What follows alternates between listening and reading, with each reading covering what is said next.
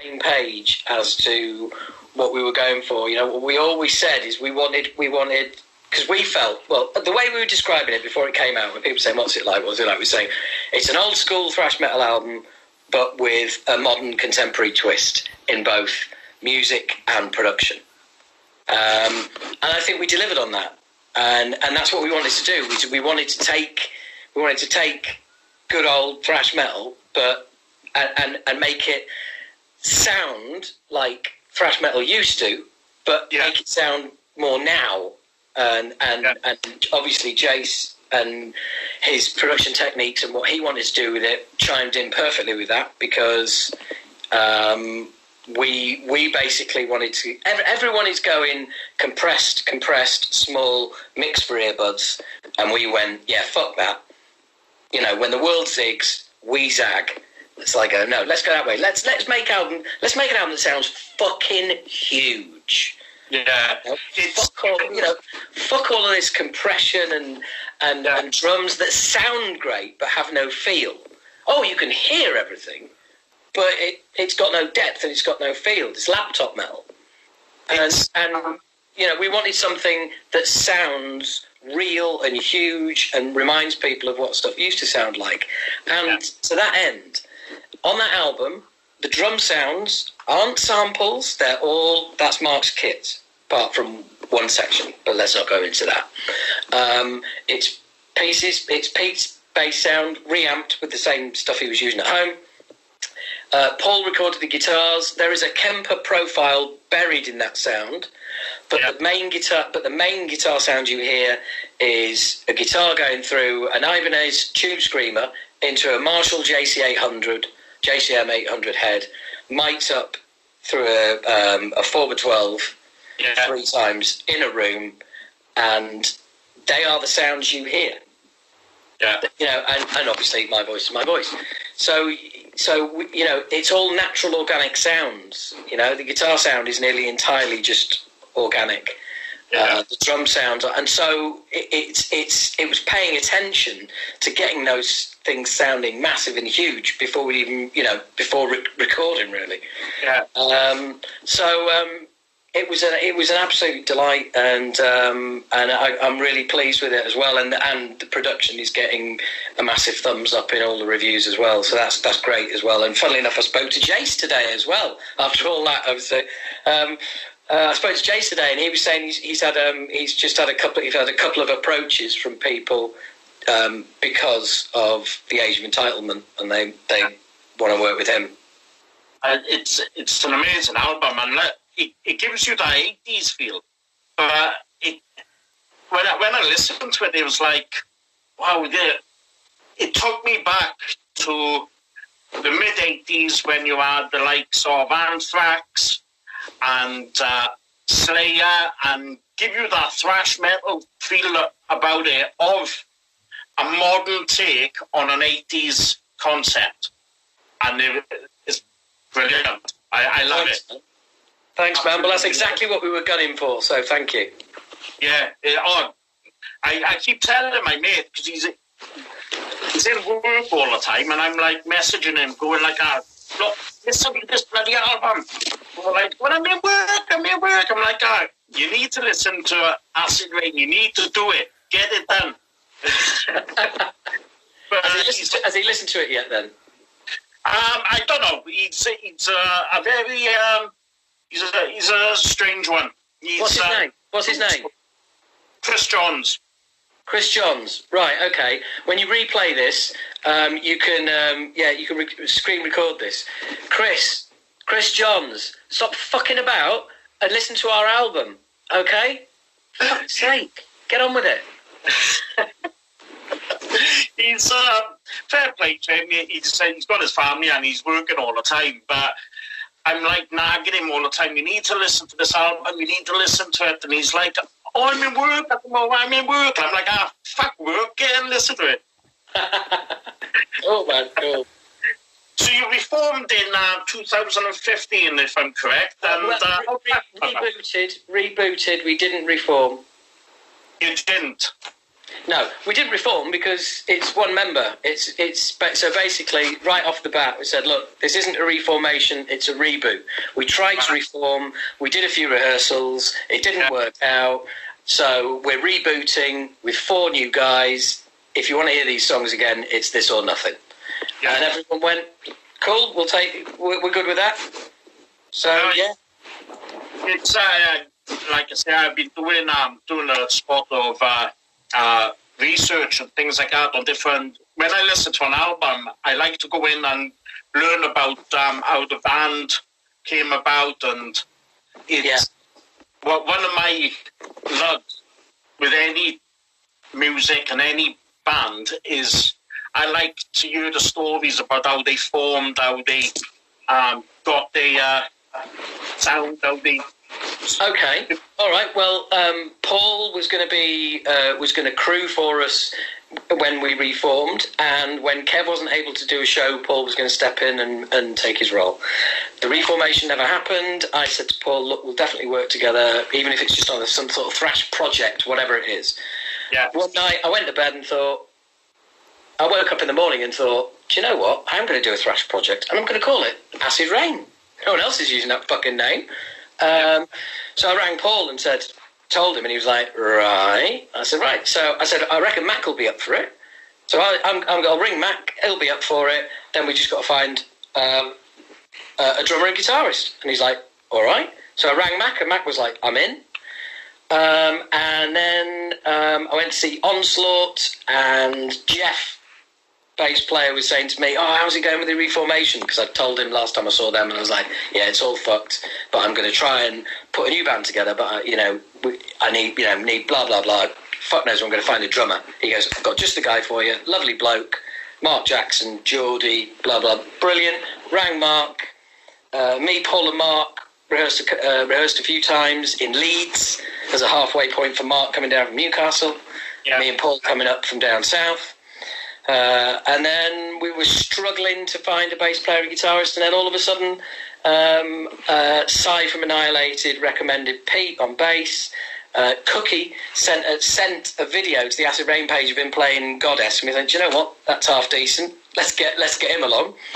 And the rest is history. The weird thing is that this all started with Kev suggesting that in 2013, he said in 2015, Obnoxious will be 25 years old.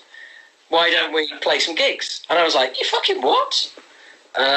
So it was all Kev's idea, and that was the last thing he had to do with the entire thing, right? The next time I saw him, he was stood side stage when we were on tour playing Camden Underworld. So, but the whole point being that we get the new. What's the response been like with the media and the fans? Nothing but nothing but pure gold, really.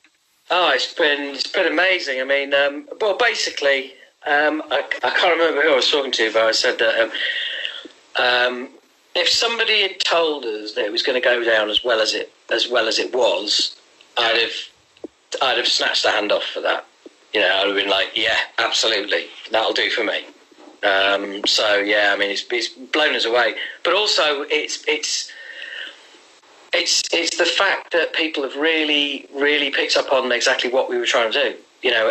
People are commenting on the production. The production's getting a lot of praise, and rightly so. But that's all part of the package. It's what we were going for. The songwriting that we've been got huge praise for the songwriting. I've been praised for my vocal performance and my lyrics. Funnily enough, I've been painted as some kind of social commentator, which I find quite amusing because that's a hangover from the past, because I did do a bit of that when I was younger. Yeah. But on the current album, there is only one song that is anything to do with the current state of the world, and that is New Age Narcissist. And it's purely a song about narcissism, but millennials have taken it all to heart and think it's about them, which is quite ironic given it's about narcissism. But that was just a take on the ills of social media. There are also great positives. I might have to do a positive one on the next album, but that's the only song that's got anything to do with anything that's going on in the world right now. I mean, for instance, United Hates. I even read in a review of that song, United Hates, brackets, no prizes for guessing what that song's about. Well, I'll tell you right now, it's got fuck all to do with the United States or politics. It's got nothing to do with it. There's 3 songs on the album that are about various forms of depression and anxiety, but apparently not. So I'm not. Once the songs go out there, people decide what they're about, and I'm absolutely fine with that. But I do think, I genuinely think it's the young me would be absolutely over the moon at being called some kind of social commentator, because that's what I was, and I was desperate to be recognised for that. But now, being older, I don't write about as much as I used to write about what I think. Now I write about what I feel. Yeah, and it would be, and to me, it's been it seems to be a great deal of interpretation that the way I feel is that I seem to hate the modern world, and I'm lashing out at modern day society, which I'm not. But hey, if that's what people are getting from it, then I've got no control over what people think. So they hear what they hear, and that's fine. It's nice to be noticed. When going back quite a few years, going back to the early 2000s, me and Chris, we had a band, and I used to do all the songwriting, and people be saying to me, that's pretty fucked up, and all that, and I'm like, well, what's the matter with it? And they go, look at it, it's about fucking women getting tortured and all that. I said, it's not about women being tortured. I said, what it is my love of horror. And but when I write this, I said I wrote a song called Madness, and it was about Michael Myers and Halloween, and people were going, that's pretty fucked up, there's something wrong with you and all that, and I'm going, no, it's just my horror film. There you go, mate, there you go. Well, people hear what they want to hear and see what they want to see, and that's the bit, but also that comes with being an artist, love. People are always going to be interpreting your work, and ultimately, rather than complaining about it, I'm saying, great, interpret away. I'm honoured that anybody gives a shit about anything that I've got to say or write. So that's fine. Yeah, it goes back to the likes of Metallica with Creeping Death and all that. It's all about history. Do you know what I mean? It's not. Well, yeah. Well, that's all about. What's his name? Isn't it the author? I can't remember now. But it's based on the what's his name? The Creeping Death to do with Egypt and all that. Yes. Oh, that was it. Yeah. There's. No, I'm thinking of something else. Moses and. I've got it. God. But it's I just love heavy metal, to be honest. I think if you're there looking for things to do with the lyrics and all that, I think you're looking into it sometimes a bit too hard. Well, I think ultimately some people read lyrics and want to know and try and figure out what they're about, whereas other people will listen to lyrics and those lyrics will just speak to them and what's going on in their life and what's going on with them. So ultimately it's as a lyric writer, the way lyrics have been marginalised with downloads and streaming and everything, I'm very grateful when people pay attention to when people pay attention to my lyrics, because it doesn't happen very often. So like I said, I was moaning about being perceived as a social commentator, but ultimately, like I said, anyone discussing lyrics, then that's great, especially in this day and age where lyric writers seem to have taken a bit of a backseat. Yeah, definitely. But I do think that sometimes people do look into things a bit too much and thinking, oh my God, like you might have written that song about 4 or 5 years ago, and then people are going, oh, it's about this time, it's about this time. And, oh, yeah. And yeah. Well, like I said, every song means something different to everyone. Yeah, definitely. When it comes to touring and all that, have you had to put anything on hold? Yeah, everything. We've played 4 gigs which consists of the tour for the Age of Entitlement so far. 4 gigs. First album for 29 years. We can't tour it. Personally, I don't think there's going to be any live shows this year. I'm not speaking just from Massive Rain's point of view. I think anyone. I don't think there'll be any big shows until there's a vaccine. You can't have. There won't be any big shows, and there won't be like football matches and shit like that. None of that. Well, football matches with crowds. None of that's coming back until we've got a vaccine. Because you can't have fucking 10,000 people in an arena. You just can't do it. Not without a vaccine. So people, I've got a little tired of people giving it the old, oh, be positive. It's like, oh, do fuck off. I mean, I'm as positive as it gets. I'm an optimist. Fuck's sake. I worked in sales for 20 years. You've got to be an optimist. And if you're going to get shit done in this life, you've got to be an optimist and you've got to be positive. But saying, oh, be positive about a virus that we don't have a vaccine for is basically delusion. That's not a PMA. That is being delusional. And I mean, I speak as a singer in a band who've got gigs advertised in June, July. So I mean, obviously they're not going to happen. I mean, we've got a show in Camden Underworld booked in November. I don't see that happening either. It's going to be a while, and people don't realise that. I think people want to I think people seem to think that coming out of lockdown means once we get out of lockdown, everything's going to be like it was before we went into lockdown. No, it isn't. And the new normal is what people are failing to get their heads around. I mean, we've got festivals in Spain and France in October, and they still reckon they're going to go ahead, but they're going to go ahead without us because we're not going to be allowed out of the UK. No, I totally agree. It's like you've got.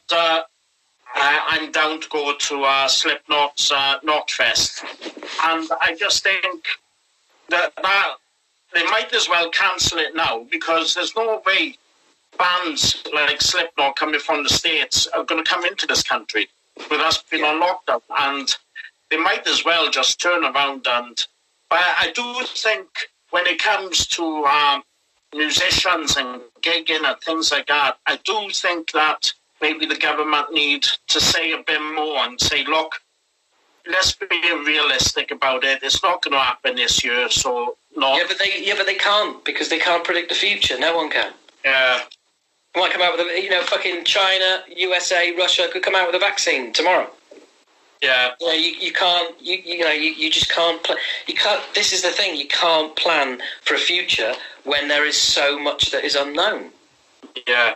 Totally. So, well, that's why I found Boris Johnson's take on it. Hang on. I'm not getting into politics. No, I totally.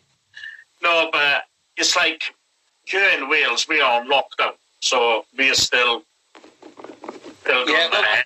Well, so am I, essentially. I mean, I can go out and exercise as much as I like, but it's still fucked everything that I do. I've got fucking no work, no nothing coming in, so it's it's pretty much bullshit right now. It's like for myself, the biggest thing which I'm missing at this moment in time is actually going out and taking my camera and photographing bands. I miss that so much. I miss it. It's strange when you haven't got it, you realise how much you miss it. And that's the one thing which I'm like, please, hurry up and sort this out because I miss concerts. I miss gigs. Doesn't matter the size of it, if it's a festival or if it's one in my local pub or something like that. I just love live music and I'm missing it. Well, Yeah, I'm quite keen on it myself, playing it. And fucking hell, yeah, missing the buzz, but that is what it is. Yeah. With your members of your band and all that being over different areas of the UK, when you had the opportunity, how did you get to meet up and rehearse and stuff like that? Well, basically, everybody descends on my place in London. Well, Pete lives about 15 minutes away from me.